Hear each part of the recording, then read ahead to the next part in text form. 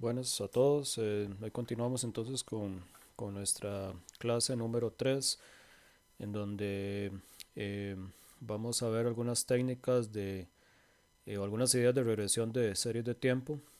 Y vamos a empezar con el tema de análisis exploratorio de series de tiempo para ya dejar todo listo para ver algunos modelos en las próximas semanas. Entonces, bueno, lo primero que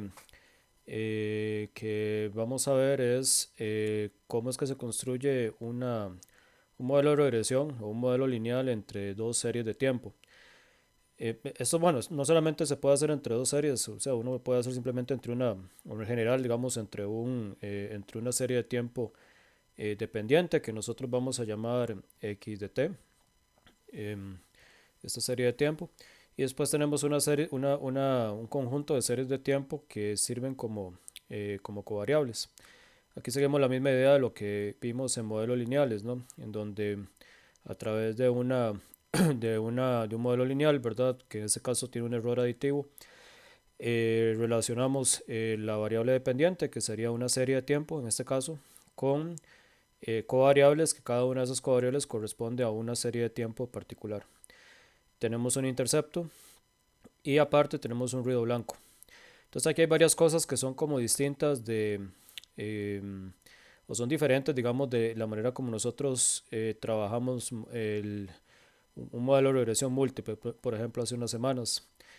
Hay varios detalles. El primer detalle es que la variable, primero el WT, el error, es un error que sí es no correlacionado, pero no necesariamente independiente, ¿no?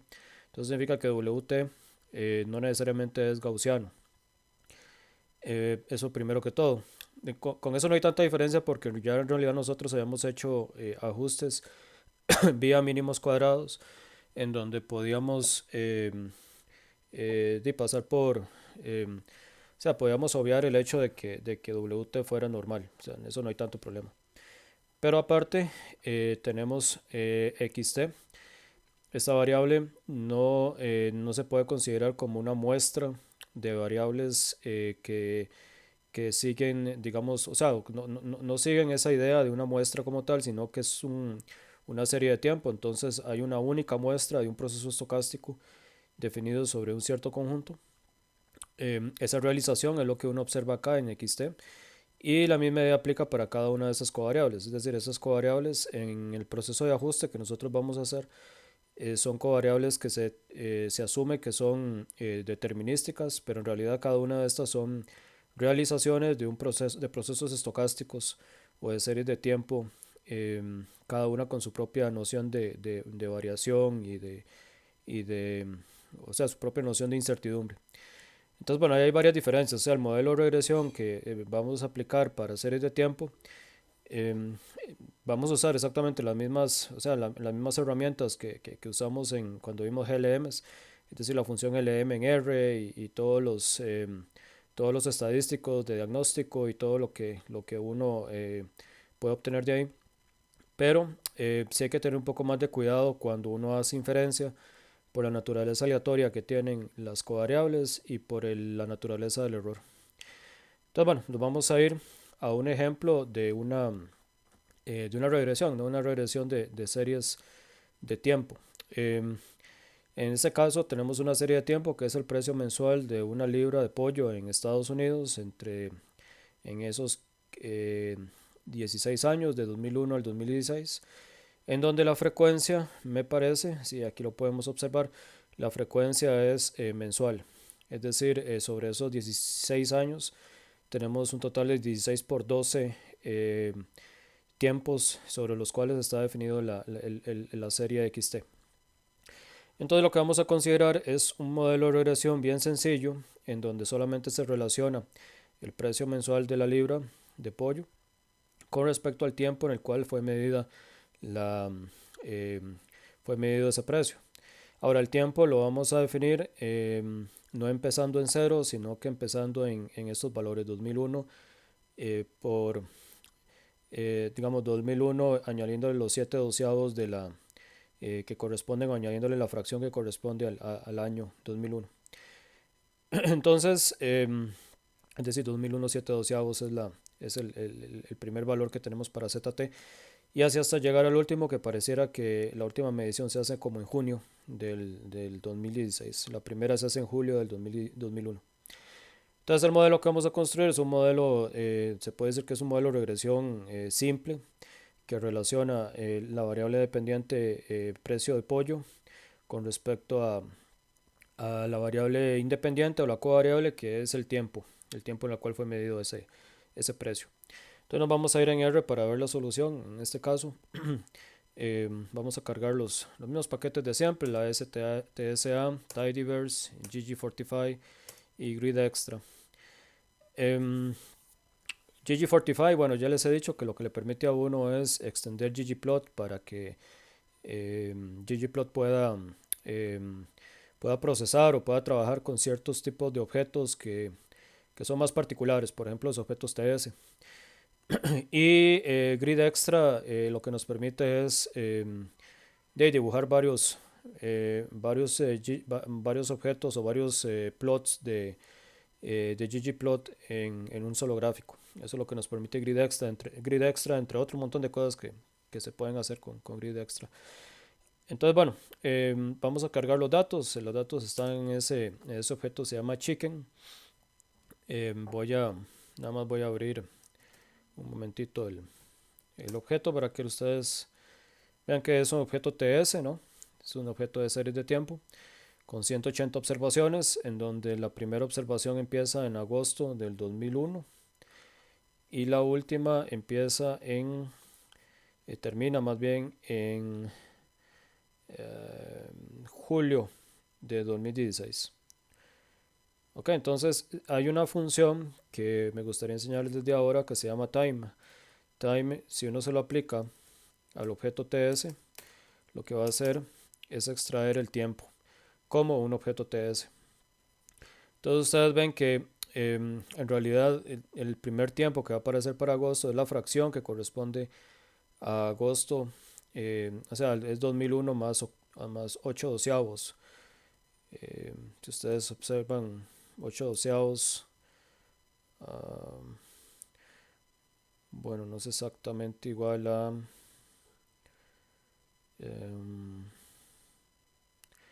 más bien es creo que es 7 doceavos, ¿verdad? Como lo habíamos puesto originalmente, sí, exactamente 7 doceavos. Eso es porque en enero lo toma como 0. Okay. 0, 1, 2, 3 hasta agosto. Entonces yo les dije mal, en realidad el mes de arranque aquí es agosto, ¿verdad? Y el mes de finalización aquí es julio. Muy bien, entonces eso es interesante, ¿verdad?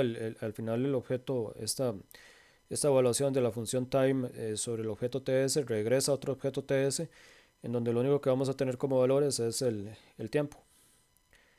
Okay, el tiempo con esa lógica de año más fracción. Muy bien, entonces con eso vamos a ajustar un modelo, un LM bien sencillo, donde nada más vamos a tener el objeto de este TS, que lo podemos de una vez pasar como de variable dependiente. Y aquí, vean que eso es nuevo, ¿verdad? Aquí estamos usando esta misma funcionalidad de time como covariable dentro de LM. Esto lo entiende LM como una relación Y versus X. Y bueno, y el objeto va a ser, o el data va a ser, no va a ser un data frame como tal, sino que va a ser un objeto TS. Ya LM está diseñado como para que ustedes al ponerle el time de un TS se entienda que eso es una covariable y LM se puede ubicar, digamos, con la naturaleza de estas variables, estos objetos.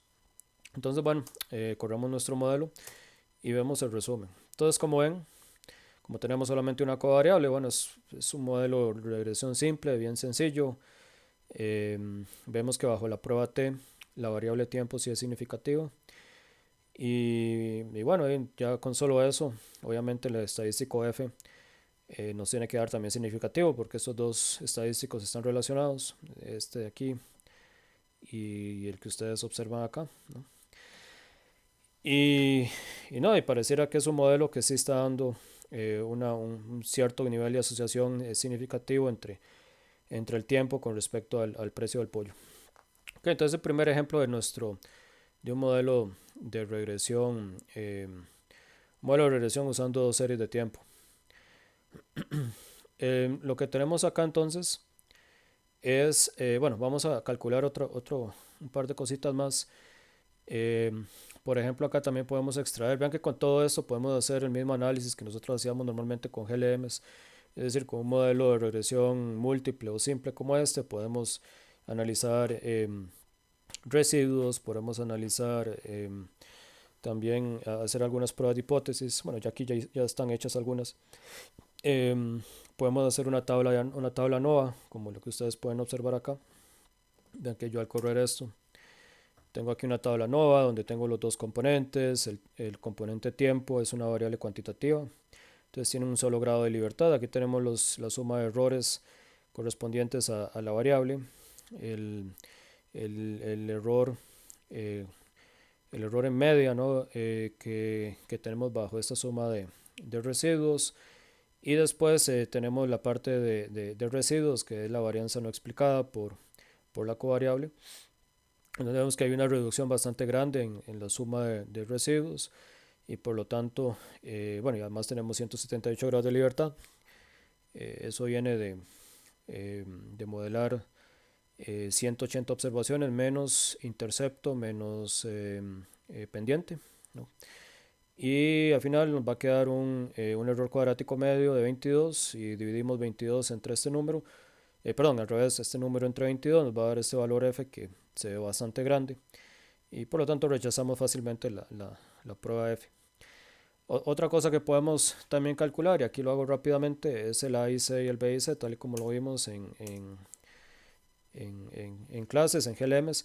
Si, aquí sí les hago una advertencia, sí les recomiendo que vayan a las fórmulas que da el Shumway de AIC y BIC, que son un poco distintas a lo que nosotros vimos en GLMs.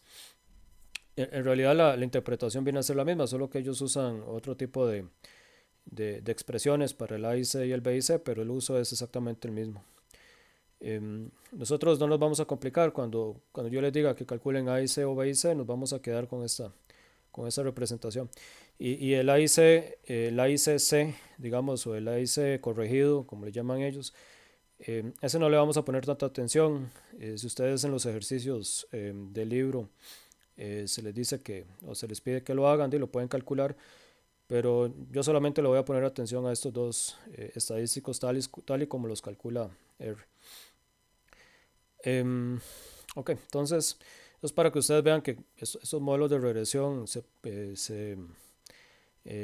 pueden trabajar exactamente igual a como lo veníamos trabajando cuando vimos GLMs.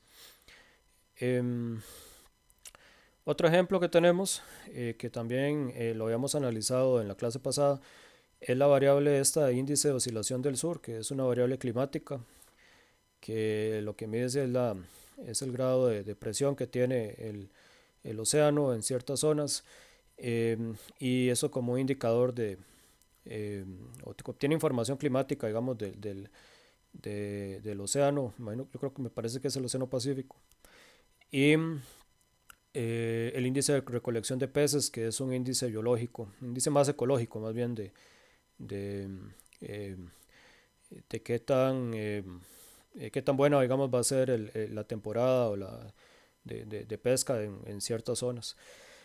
Entonces, nosotros vimos o habíamos analizado que esas dos covariables, perdón, esas dos series de tiempo tienen un comportamiento interesante, bastante oscilatorio, más que todo en la parte del índice de oscilación del sur, por ser una variable climática, y también el índice de recolección, por cuestiones climáticas, uno espera que tenga una cierta asociación bastante fuerte con esta otra variable.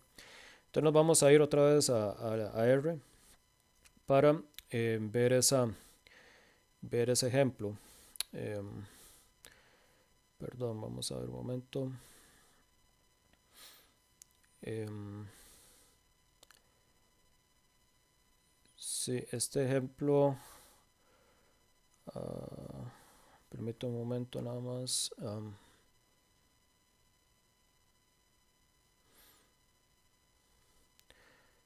Sí, este índice tal vez lo podemos calcular. ah, acá mismo, que este es el ejemplo siguiente. Entonces estoy buscando, sí, si es que puse, en las notas puse los ejemplos al revés, ahí me disculpan. Em, sí, en realidad los puse al revés porque el siguiente ejemplo eh, sí, es otro que vamos a analizar, pero qué importa, voy a brincarme el ejemplo tal y como lo tengo acá. Entonces les estaba diciendo, ¿verdad? Que estos son los dos datos, uno es SOI y el otro es REC, ¿verdad? SOI es el índice de oscilación de sur, el otro es el índice de recolección. Aquí voy a unir, ustedes se acuerdan que uno puede unir los objetos TS para construir un objeto TS que sea múltiple. Entonces este objeto, datos peces, si nosotros lo vemos así rápidamente, lo que vamos a tener son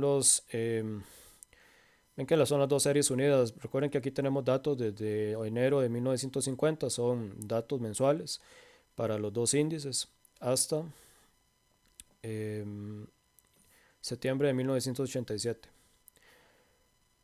Le cambiamos, por cuestión de orden, le cambiamos los nombres, las etiquetas a las columnas. Y aquí, para ver simplemente las dos series, vean qué fácil, uso la función autoplot de Gg45. Con esto me traigo el objeto TS múltiple y le hago una cuestión ahí de formato nada más. Y ustedes ven que ya de una vez puedo graficar las dos series de tiempo. Entonces, eso lo habíamos analizado en la última clase. Ese es el índice de recolección de peces. Como ven, es bastante oscilatorio. Siempre se mueve más o menos en los mismos máximos y mínimos y tiene una cierta frecuencia. Okay, que esa frecuencia la vamos a analizar. Y después tenemos el índice de oscilación del sur, que también es bastante oscilatorio, en un rango ahí relativamente pequeño, pero ven que puedes asumir valores positivos o valores negativos. Y como ven, no hay una tendencia clara de los dos índices, pero sí hay un comportamiento oscilatorio bastante marcado entre cada uno de ellos. Y uno esperaría entonces de que hubiera una relación, una cierta asociación entre el comportamiento del componente biológico con respecto al componente climático, no necesariamente de forma sincronizada, ¿verdad? Que eso es lo que vamos a analizar en un rato. Entonces, la correlación que existe entre las dos series la podemos analizar a través eh, del ACF, ¿verdad? De la función de autocorrelación muestral de cada uno eh, de cada uno de los objetos que tenemos. Entonces vean que aquí lo único que hice fue traerme el ACF, que usando base del índice de oscilación sin graficarlo. Si ustedes se fijan en el contenido, ven aquí vamos a tener las autocorrelaciones. Eso es también interesante, como la frecuencia que se está manejando es mensual. Vean que la serie empieza en 0, ahí empieza la autocorrelación 1, pero el 1 que yo observo aquí como frecuencia corresponde a un año, ¿no? Entonces recuerden como la frecuencia es mensual, las unidades se están midiendo en años. Es por la manera como tenemos desplegados los datos. Entonces este es el ACF. Recuerden que con esto ustedes pueden traerse más información, ¿no? Del ACF, pueden traerse directamente los valores de la función de autocorrelación y hacer sus propios cálculos. El índice de recolección le hacemos lo mismo. Y ahora lo que vamos a hacer es graficar de cada uno de los objetos. Entonces vamos a graficar el ACF SOI y el ACF REC usando autoplot. Vea que autoplot también asimila o puede o está diseñado, digamos, para recibir un objeto ACF. ¿Qué es lo que va a hacer en ese caso? Bueno, vean que voy a traerme el ggplot, le cambio el tema, le cambio la etiqueta. Entonces, si yo me fijo en el contenido, por ejemplo, el ACF SOI, ven que ustedes ven ahí una función de autocorrelación en donde uno observa realmente que hay lags o rezagos que pareciera que tienen valores significativos. Por lo general, digamos, vean que Los rezagos que estamos observando más fuertes son aquellos que tienen, que ocurren cada 6 meses, ¿no? Estos serían los 6 meses, este sería el año, este es el año y medio, estos son los 2 años. Eso en cuanto al SOI. Parece que el índice de oscilación está correlacionado consigo mismo linealmente de manera bastante fuerte cada 6 meses. Eh, y el del REC, ay, perdón, aquí ustedes lo pueden observar también. Se le ve una autocorrelación un poco más fuerte al año y medio, pero vean todas las autocorrelaciones que uno tiene fuertes para rezagos que son menores a 6 meses. Ok, entonces eso indica que como que el ACF, o sea, como que la serie de recolección de peces es menos aleatoria, ¿verdad? Ya tiene mucho peso, mucho componente determinístico en sus primeros rezagos. O en general, tiene componente determinístico bastante fuerte. Entonces, la otra herramienta que podemos usar es el CCF, ¿verdad? Entonces podemos traernos el CCF entre SOI y REC. Recuerden que el CCF es la función de autocorrelación cruzada entre las dos series y le hacemos exactamente lo mismo. Esto se convierte, para que ustedes lo vean, en un objeto en donde uno tiene una estructura similar, solo que la función de correlación cruzada uno la analiza para H positivo y H negativo. Eso porque una serie puede anteceder la otra o viceversa. Y hacemos lo mismo, vamos a graficar hacer un autoplot de ese CCF poniendo una etiqueta. Y con esta función grid arrange de grid extra, lo que hacemos es graficar poner todos los gráficos juntos para poderlos analizar. Estos dos ya los analizamos, ¿no? Vean que para el SOI, ¿verdad? Las autocorrelaciones fuertes son cada 6 meses. Aquí tenemos una serie que dista mucho de ser, o sea, tiene un componente determinístico bastante fuerte originalmente. Y aquí lo interesante es que el CCF, el valor máximo que se alcanza es más o menos por ahí de los 6 meses.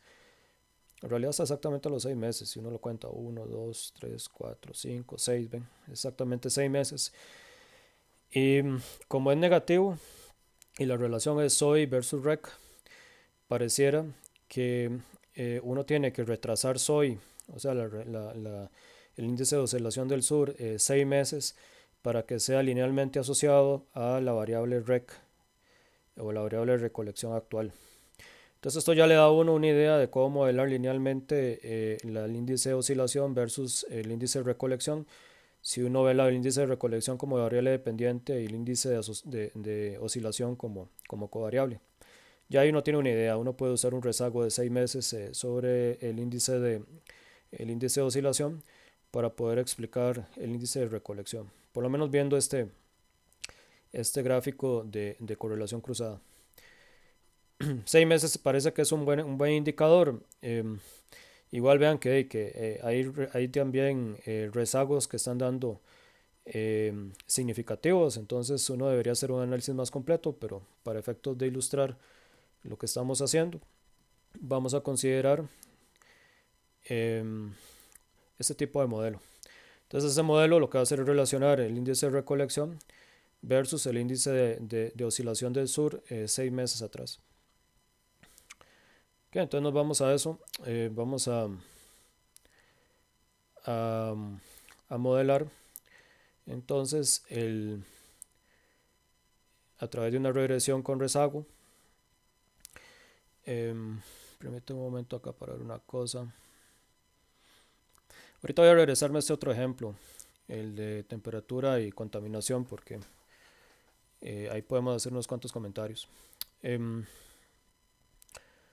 O más bien, no, es que este ejemplo sí es de la parte descriptiva, perdón, todavía sigo confundido con el orden. Entonces vamos a irnos a ajustar este modelo, ¿no? A este modelo de regresión entre el índice de recolección y el índice de oscilación. Aquí, para no complicarnos, vamos a intersecar REC con el lag de SOI 6 meses atrás. Yo les había dicho a ustedes que tenía dudas en cuanto a la forma como se definía este objeto. Si ustedes ven SOI, el índice de oscilación empieza en enero de 1950, ¿no? Y si yo me voy a la versión rezagada, vamos a ver cómo da. Vean que la versión rezagada empieza exactamente con el mismo valor, .137, ¿verdad? Que es el valor que tenemos. Vamos a ver si no me pierdo aquí, que eso es julio. .137, más bien, .137 es el valor en julio de 1950, ¿no? Entonces la versión rezagada empezaría exactamente con el valor en julio. Lo en .137, pero 6 meses atrás, ¿no? Que fue el valor que se observó en julio. Entonces ven que la serie para 1950 en julio debería tomar el de enero de 1950 y efectivamente así lo hace. Recuerden que este .377 es el valor en enero de la serie original. Entonces por eso es que me confundí un poco, pero es que la función esta lag, uno entiende realmente qué es lo que está haciendo cuando ya lo representa en términos de la variable tiempo. Pero así sola, digamos, tomando un vector como yo estaba tratando de hacerlo, sin tener la referencia del tiempo, es difícil de ver realmente el efecto. Pero aquí, con los objetos TS, sí resulta mucho más sencillo entender qué está pasando. Entonces, bueno, este soy L6 es la versión rezagada y ya ustedes ven que efectivamente está haciendo la tarea que debe hacerlo. Para valores de julio se toma el valor de enero de la serie no rezagada. Entonces lo que vamos a hacer es vamos a intersecar la variable soil6, ¿verdad? La versión rezagada 6 meses atrás, con rec, eso para tener un único data frame. Y eso lo hacemos a través de este comando que se llama tsintersect, que lo que es que interseca con respecto a la variable tiempo las dos series de tiempo que tenemos acá. Entonces vean que con eso ya obtengo una nueva serie. Vamos a ver los primeros valores para que ustedes vean que esta es la intersección. Y esa intersección se da en pareja exactamente el valor de rec 59.16 con el valor de soil 6.37. Ya sabemos que este es el valor que corresponde a enero del 2000, de 1950. Veamos que es este 59.16 de rec.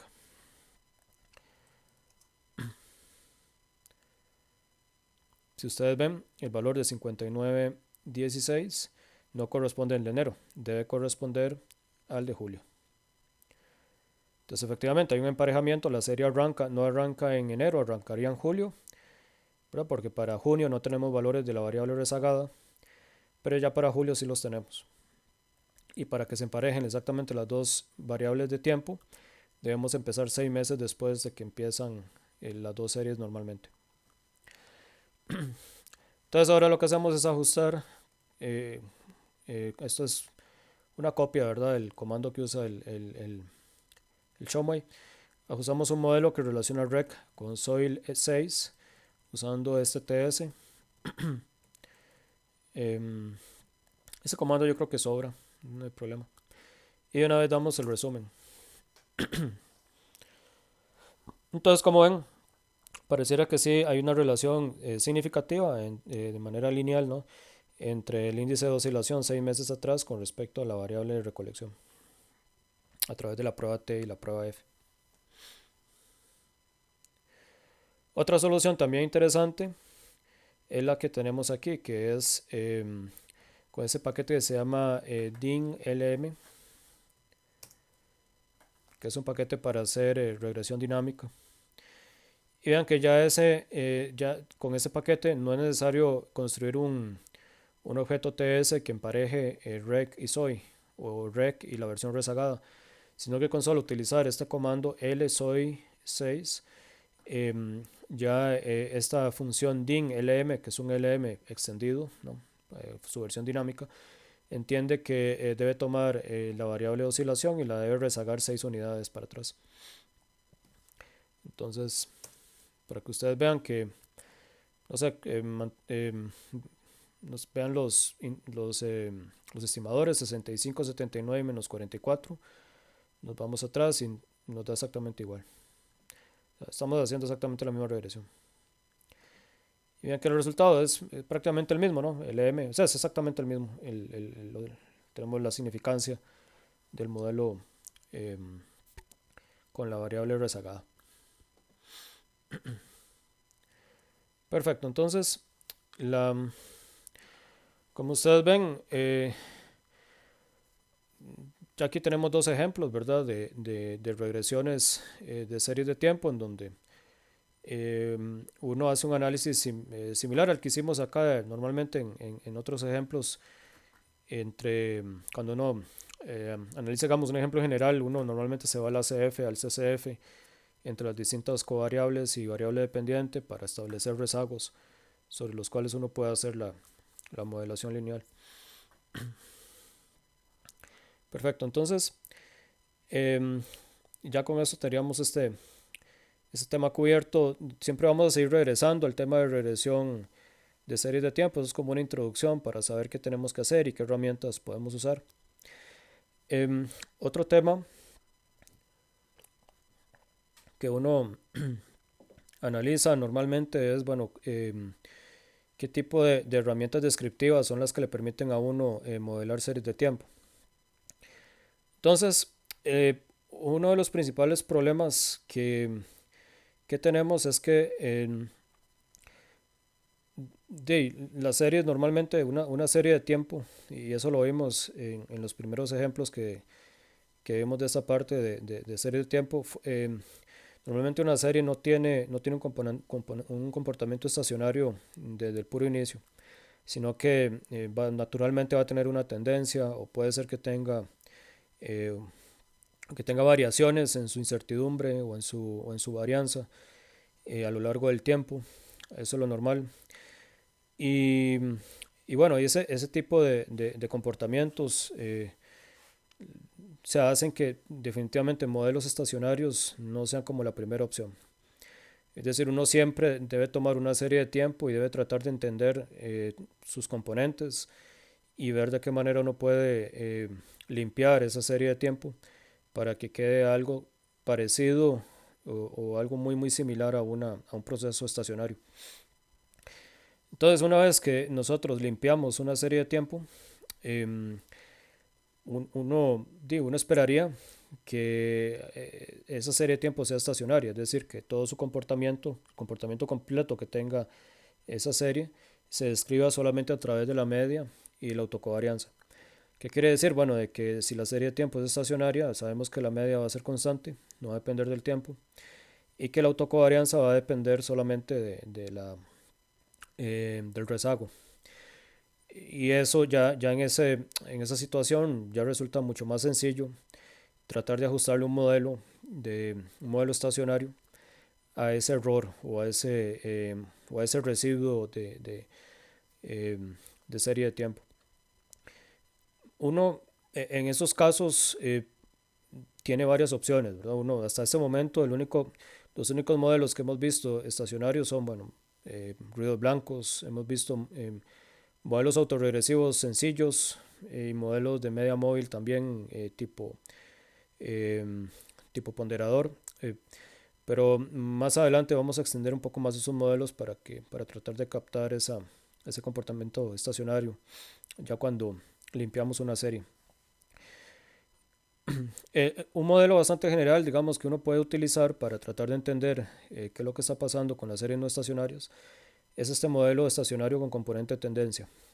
Es decir, tenemos las observaciones dadas con esta variable xt y lo que hacemos es relacionar esas observaciones con respecto al comportamiento, digamos, o a un cierto componente de tendencia que le vamos a llamar mu de t.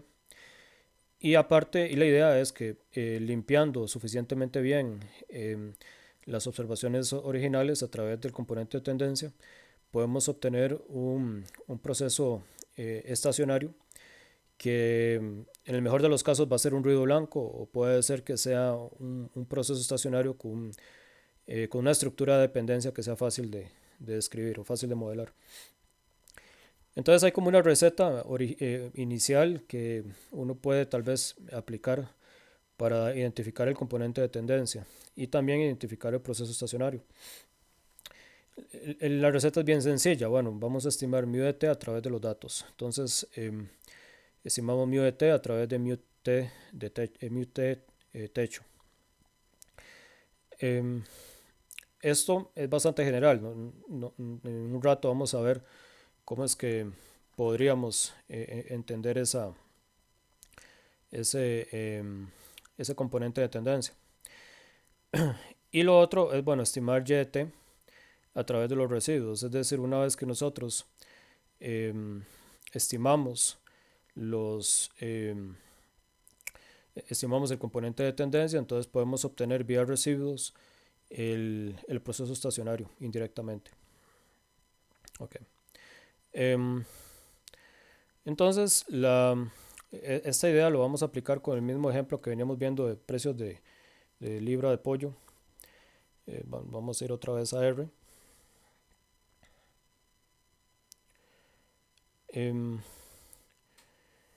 Vamos a retomar el mismo ejemplo que habíamos visto antes. Con este ejemplo vamos a ir al modelo original, ¿verdad? El modelo que teníamos era este, ¿verdad? Un modelo que relaciona el precio versus el tiempo. Hay una función muy interesante que les voy a enseñar, que también viene en no estoy seguro si viene en Tidyverse directamente, no, viene en ggplot 2, o sea, viene en Tidyverse. Se llama Fortify. Fortify es bien útil porque un modelo, digamos este modelo 1, ustedes se fijan en la clase y es un LM. Modelo 1 tiene sus argumentos, ¿no? Pero para poder graficar cosas con los resultados de modelo 1, uno debería casi como que irse al modelo y ir sacando uno por uno los resultados. Hay una función, esa función Fortify es bien interesante porque ustedes le pueden aplicar modelo 1 a Fortify y voy a guardarlo acá en un objeto. Y FF, si ustedes se fijan en qué es un data frame. Entonces, ¿qué contenidos va a tener FF? Vean lo que tiene. Tiene la variable dependiente, tiene la variable independiente o la covariable. Vean que vienen los estadísticos H, viene el error, la varianza de cada punto. Y vienen estadísticos como el error de Cook, ¿verdad? Vienen las predicciones, vienen los residuos y vienen los residuos estandarizados. Por lo menos, y vean las dimensiones, son 180 por 8, es decir, uno tiene estas filas uno las tiene para cada observación. Entonces resulta muy cómodo para poder pasar este tipo de información de LM directamente a un gráfico. Entonces vean lo que hacemos. Voy a traerme ese data frame de Fortify, de modelo 1, y voy a traerme estas variables tiempo, predicciones, precios y residuos, y las voy a seleccionar solamente. Aquí estoy haciendo un paso doble. Yo en realidad pude haber seleccionado renombrando las variables y hubiera hecho lo mismo. Entonces vean lo que voy a tener ese nuevo data frame. Va a tener información que a mí me va a interesar graficar. Tiempo, predicciones, precios y residuos del modelo. Y ahora puedo hacer algo que le voy a poner gráfico pollo, que va a ser un ggplot que va a contener el tiempo versus los precios. Eso para poder graficar los precios observados de la libra de pollo. Eso a través de una línea. Y después le voy a agregar otra línea más con color rojo, en donde lo que voy a tener son las predicciones. Es decir, voy a graficar la línea de mejor ajuste. Yo sé que hay formas, hay otras formas de hacer esto. Digamos, uno puede graficar los mismos datos y como un geom smooth y poniéndole una opción igual a LM, él hace exactamente lo mismo y hasta le pone una banda de confianza, pero yo lo quise hacer así para que ustedes lo vieran de otra forma. Entonces vean cómo queda el gráfico. Ven, esa es la recta de mejor ajuste de los precios. Como ustedes ven, digamos, en realidad lo que estamos haciendo acá es una modelación de este estilo, ¿verdad? Aquí tenemos los precios. El componente que tenemos aquí de tendencia es un componente determinístico que va a tener una pendiente y un intercepto y va a tener T, el tiempo. Y Y de T lo vamos a modelar entonces o lo vamos a extraer como los residuos de esa regresión. Entonces lo que vamos a hacer, vamos a extraer los residuos. Entonces el gráfico de residuos, o sea, el gráfico del proceso que posiblemente, no sabemos, ¿verdad? Eso tenemos que averiguarlo. Puede ser que sea estacionario. Va a tener como, ese gráfico va a tener el tiempo y va a tener los residuos en el eje Y. Y lo traemos con un geom-line. ¿Okay? Y tenemos nuestro gráfico de residuos. Como en esos gráficos de residuos uno lo ve ahí, definitivamente no parece un ruido blanco. Hay todavía bastante dependencia entre los valores. Eso lo podemos ver con ACF más adelante, me parece. Pero bueno, es un primer intento.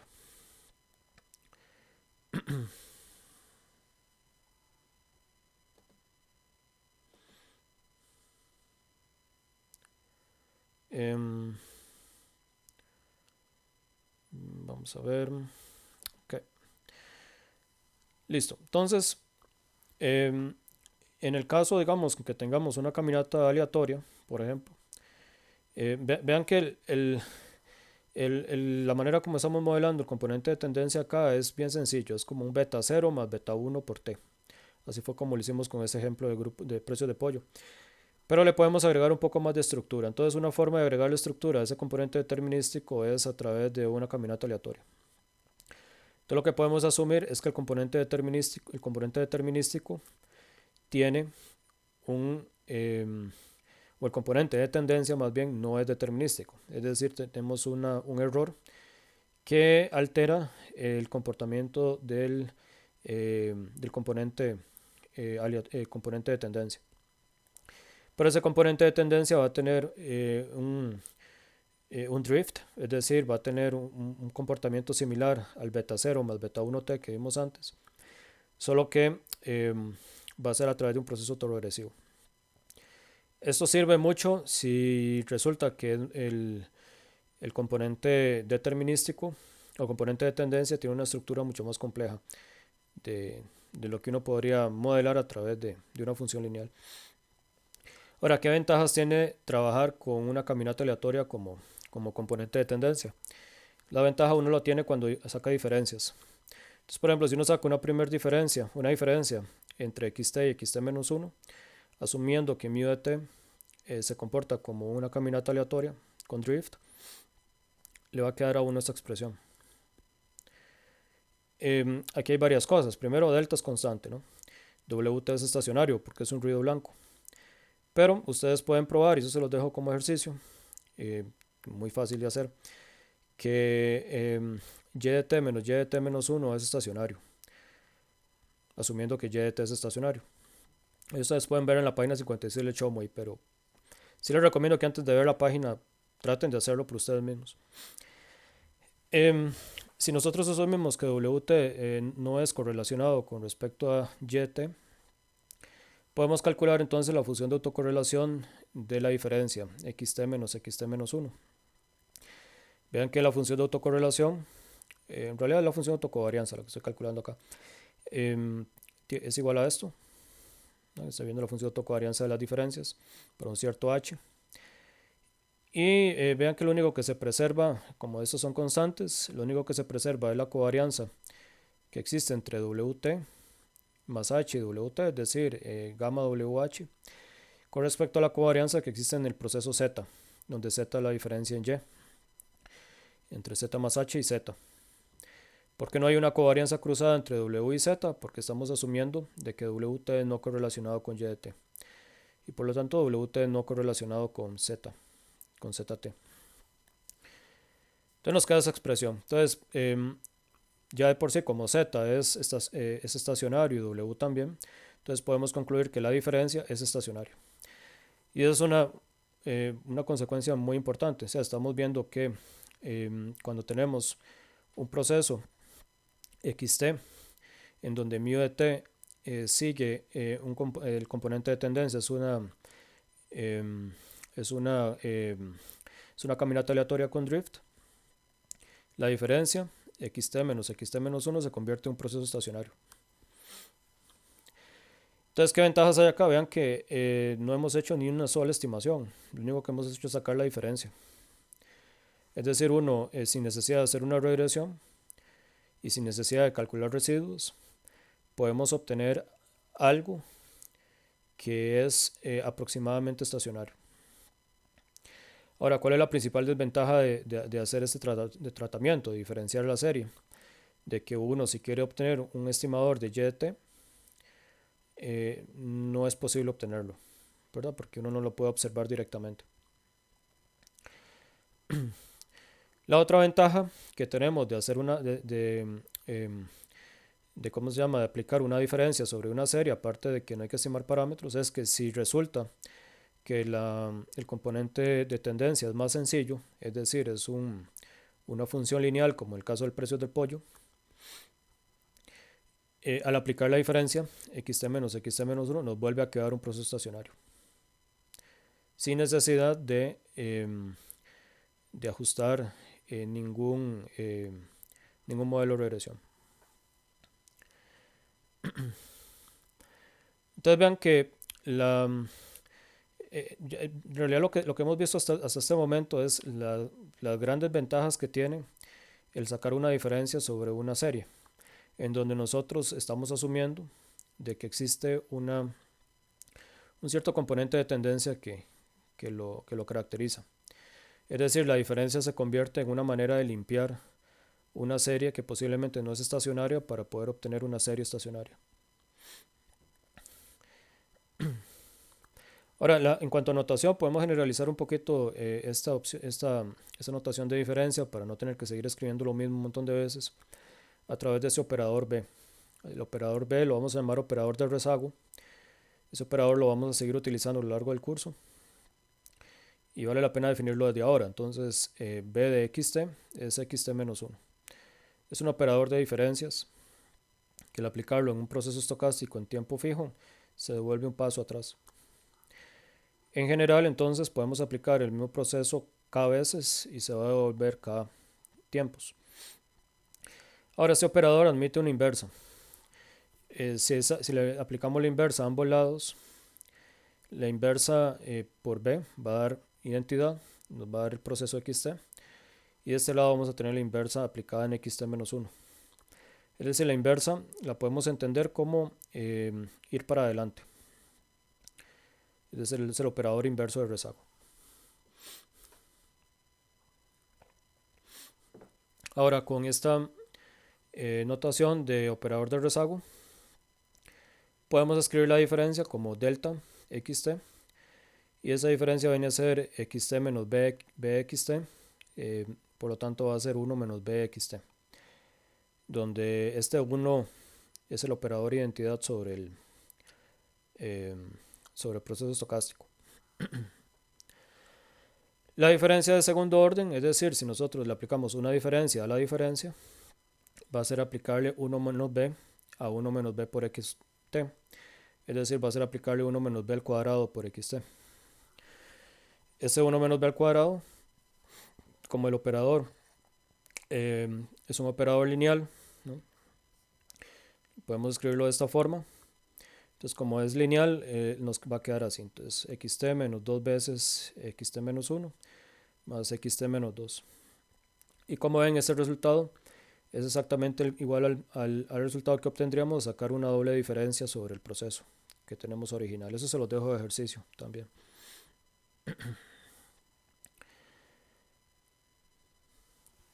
Entonces, las diferencias de orden D las podemos, obtener usando, bueno, diferencias más bien de orden D, lo podemos denotar de esta forma. Vimos el caso anterior donde saqué una diferencia de orden 2. Eso para cualquier D entero positivo. Entonces vamos a regresar al ejemplo que veníamos haciendo el precio del pollo. Vean que voy a calcular entonces la primera diferencia del precio del pollo usando esa función diff. Esa función diff aplicada a un TS, ustedes se fijan que vuelve a dar un TS mensual, solo que arranca en septiembre. ¿Verdad? Arranca en septiembre porque este punto de septiembre se define como el valor que teníamos en septiembre menos el que teníamos en agosto, que era el primero. Podemos graficar usando autoplot cómo quedaría la primera diferencia. Entonces vean esa primera diferencia comparada con el gráfico de residuos. Ven que ese gráfico de residuos da una serie más suave, por lo tanto con más estructura de dependencia.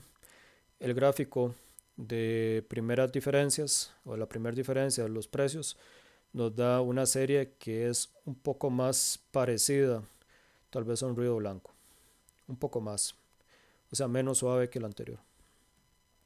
Es una serie con una estructura de dependencia más sencilla todavía que la que teníamos solamente sacando residuos.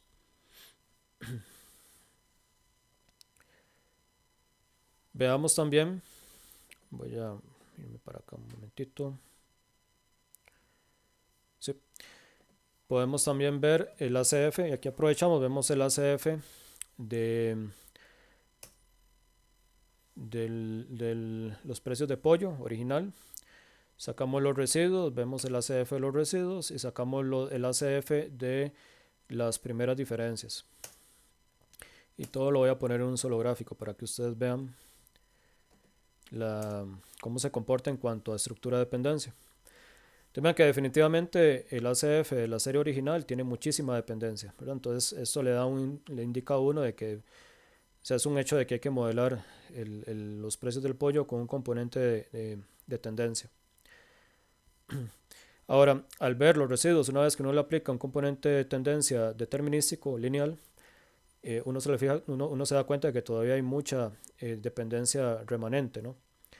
Es decir, pareciera que hay que aplicarle un poquito más de fuerza al componente de tendencia para poder obtener algo que sea más similar a un proceso, digamos, estacionario. Y ustedes ven ya aquí que al aplicar las primeras diferencias se limpia muchísimo la estructura de dependencia, nos da una serie de tiempo que es más parecida a algo no correlacionado. Obviamente hay algunos rezagos que están dando correlacionados, ¿no? Pero muy interesante es ver, por ejemplo, este rezago a los 6 meses, que pareciera que hay una cierta ciclicidad que no estábamos observando acá, ¿no? Pareciera que hay una cierta ciclicidad en el precio del pollo, ya en el residuo que uno obtiene a través de diferencias, tanto a 6 meses como a un año. Entonces no solamente, o sea, a través de la modelación con una diferencia uno logra obtener o logra observar un cierto componente estacional en los precios que no lo estamos observando acá.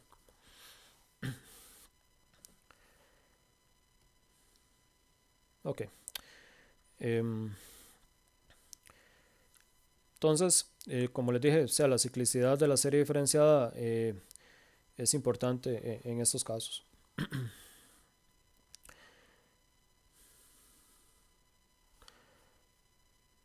Todavía tengo dudas un poco de esta variable de este ejemplo de mortalidad. Voy a irme también a este ejemplo para tal vez hablar un poquito de este, porque sí creo que me lo brinqué como un ejemplo más para medir la asociación entre una variable y otra.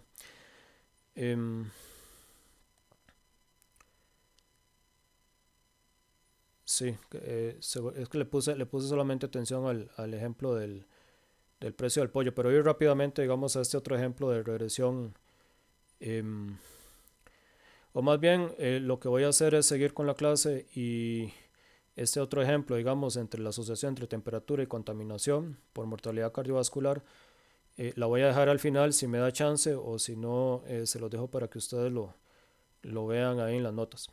Entonces voy a seguir con el siguiente tema. Em, Uno puede extender también la diferenciación de las series a través de valores que no sean enteros.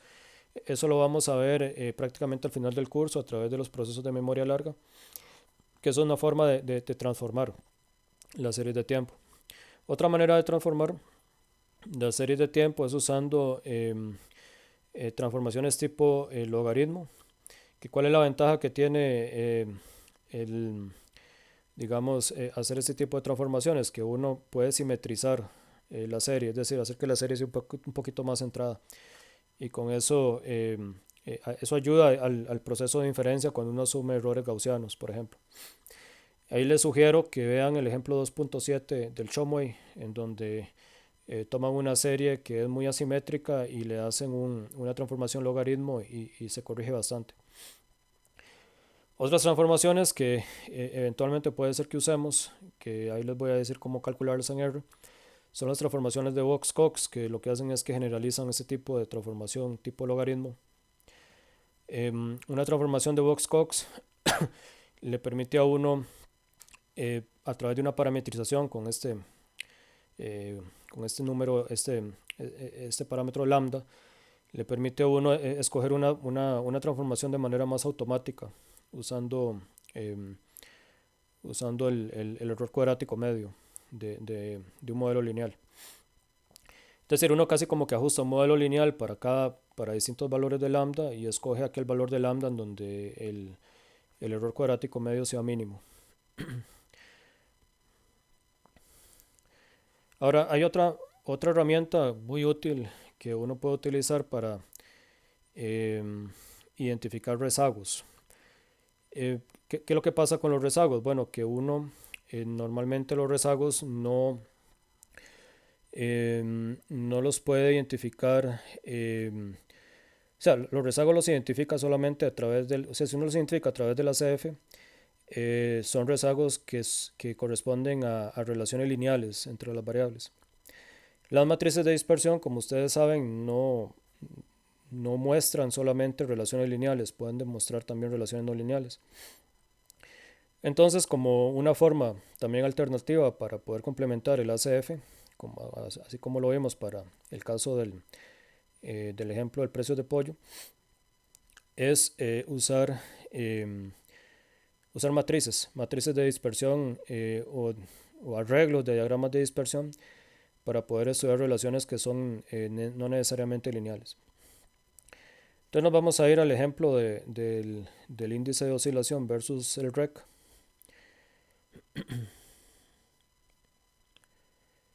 Que se me hizo. Okay. En donde lo que vamos a hacer es construir un arreglo de matrices de dispersión entre el índice de oscilación consigo, o sea, del índice de oscilación consigo mismo. Para eso vamos a usar esta función que es muy útil, que se llama lag1plot, que yo creo que es una función del paquete ASTSA, que grafica una matriz, ¿verdad? Una matriz de diagramas de dispersión para una serie consigo misma. Entonces vean qué bonito da esto. Digamos, yo le defino el lag máximo. Obviamente no vale la pena definirle muchos, ¿verdad? Pues si no es muy difícil de interpretar. Pero ustedes ven que si yo le defino el lag máximo igual a 12, yo puedo ver la relación que existe entre el índice de oscilación con los rezagos. Entonces ven la relación lineal, ¿verdad? Que entre el índice de oscilación consigo mismo, un rezago atrás, después la relación se va perdiendo, ven que se va haciendo cada vez más constante. Y después ustedes van viendo de que se vuelve a recuperar, más o menos después de los 10 meses se vuelve otra vez a recuperar, hasta observar este tipo de relación lineal. Obviamente la relación lineal más fuerte que uno observa es a un paso. nada más. Eso como una forma descriptiva de ver la relación. En el cuadro lo que ustedes ven es el índice de correlación de Pearson obtenido a partir de la relación entre soy en t y soy en t-1, por ejemplo. Ahora esto mismo se puede hacer entre dos covariables, y eso siendo como un índice de correlación cruzada entre el índice de oscilación de Sur y el índice de recolección. Esa vez lo vamos a hacer solamente para 8 rezagos. Para eso usan esta función, se llama lag2, que relaciona dos variables. Y vean qué útil. Aquí uno puede ver la relación, el índice de recolección versus el SOI en t, t-1, t-2. Vean que la relación es bastante dispersa. En t, t-1 va adquiriendo como más forma. Y vean que en t-6, y eso lo obtuvimos en el ACF, en el CCF más bien, si hay una relación entre ambas. Pero lo que notamos es que la relación no es como completamente lineal, ¿no? Ven que hay un quiebre, pareciera que hay un quiebre en cero, y la pendiente que tiene la relación entre rec y soy es una cuando soy es menor que 0 en t-6 y cuando es mayor que 0. Y vean que la relación se hace un poquito más débil cuando los rezagos aumentan. Pero sigue siendo bastante significativa. Eso ya lo habíamos visto desde el CCF, ¿no? Pero es una manera bastante interesante de ver no linealidad entre las series y poder escoger un mejor modelo. Entonces lo que le dice a uno es que el modelo que tenemos originalmente lo podemos extender para que capture un comportamiento no lineal.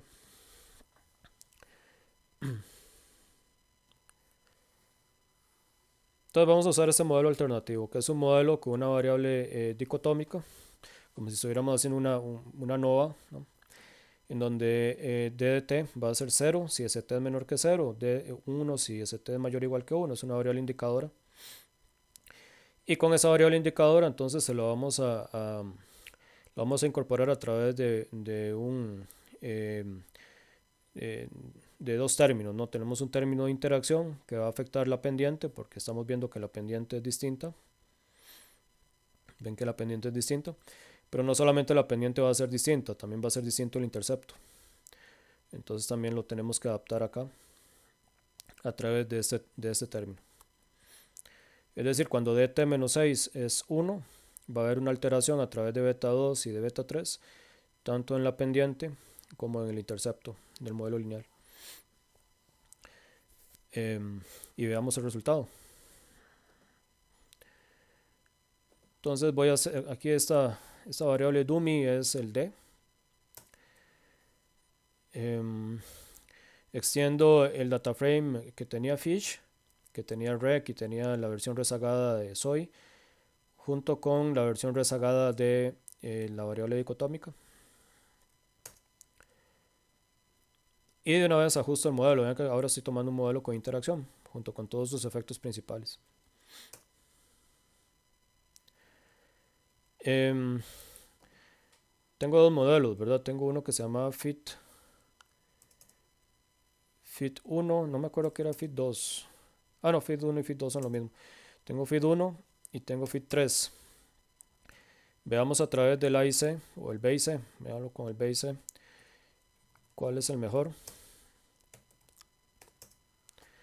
Vean que el del modelo con interacción está dando mejor que el del modelo sin interacción. Igual podemos hacer ahí unas pruebas de hipótesis, eso se los dejo a ustedes para que lo hagan, para ver si efectivamente la interacción es significativa y la variable dummy. Pero podemos ver, aunque sea de forma descriptiva, cómo quedan los residuos de esa variable. Entonces con este attach voy a traerme los objetos para el ambiente de trabajo. Y gráfico. Voy a graficar, digamos, la relación que existe. Voy a hacer un diagrama de dispersión entre el soy rezagado versus el índice de recolección. Y le voy a ajustar Este Lowes es un suavizador que en la próxima clase voy a hablar un poquito de él, pero es precisamente el suavizador em, que aplica, ¿cómo se llama? Em, ay, perdón, que aplica R automáticamente en estos diagramas de dispersión. Lo que aplica es un Lowes. Entonces, lo que voy a hacer es reconstruir este gráfico, tanto con el Lowes como con el diagrama de dispersión. Y después voy a graficar las predicciones del modelo que vimos con interacción para que vean que está dando muy bien. Voy a traerme todo este resultado aquí, voy a graficarlo acá. Em,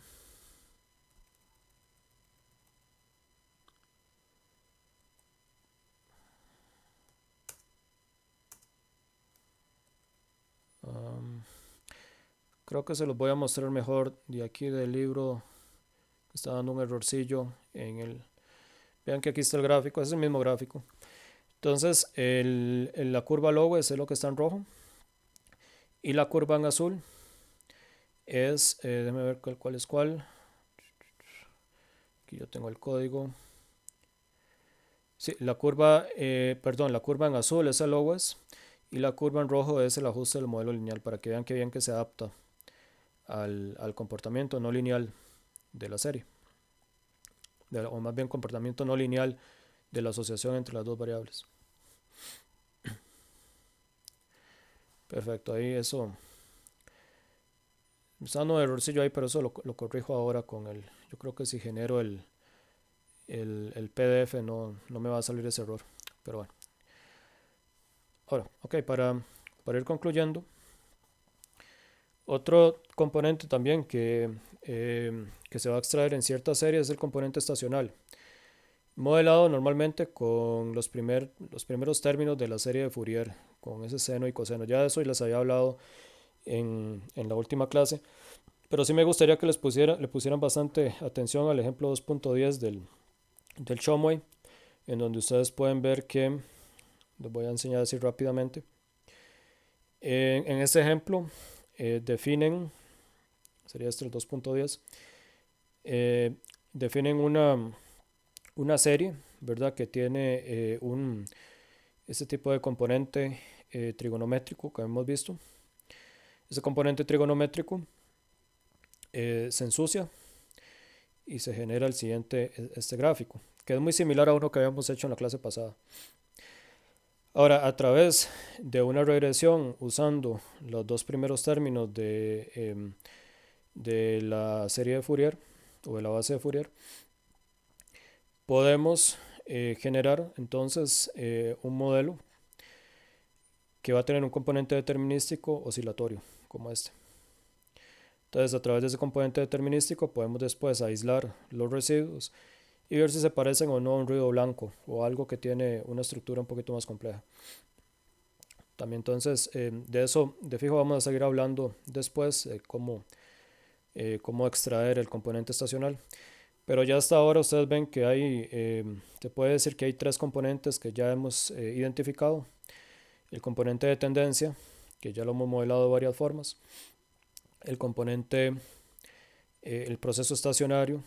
Y aparte, entre μ de t y y de t podemos agregar otro que podemos llamarlo s de t, que es el componente estacional, que muchas veces se modela por em, a través de una serie de Fourier o a través de una nova, como vamos a ver después también. Entonces con eso iríamos terminando por hoy. Sí les recomiendo entonces que ahí les queda este ejercicio que hice acá, que no me dio tiempo de verlo, que es el de asociación entre temperatura y contaminación ambiental.